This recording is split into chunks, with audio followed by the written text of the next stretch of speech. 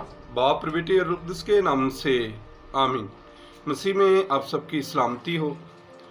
आज हम साल के दौरान 8वें हफ्ते के सोमवार की तिलावतों पर ध्यान ज्ञान करते हैं। आज की पहली तिलावत मुक़द्दस पतरस रसूल का पहला ख़त और उसका पहला बाब और 3 से 9वीं आयत, और आज की अंजील मुक़द्दस मरकज़ की अंजील 10 बाब 17 से 27वीं आयत। खुदावंद की मेहरबानी और रहमत का शुक्र हो जिसने हमें इस ज़मीन पर आसमानी खुशियों का तोहफ़ा दिया है। मसाइल में घिरे रहने के बावजूद हम खुश हैं। खुदावंद यीशु से हमारा रिश्ता हर शय से बालातर है। हमारा ईमान आग की भट्टी में तपाया जाता है, लेकिन खुदा का फजल हमें कभी अकेला नहीं छोड़ता।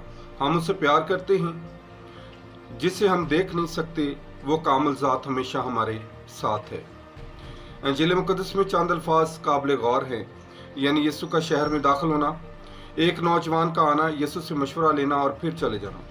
हम भी आते हैं लेकिन कुर्बानी के जज्बे से आरी।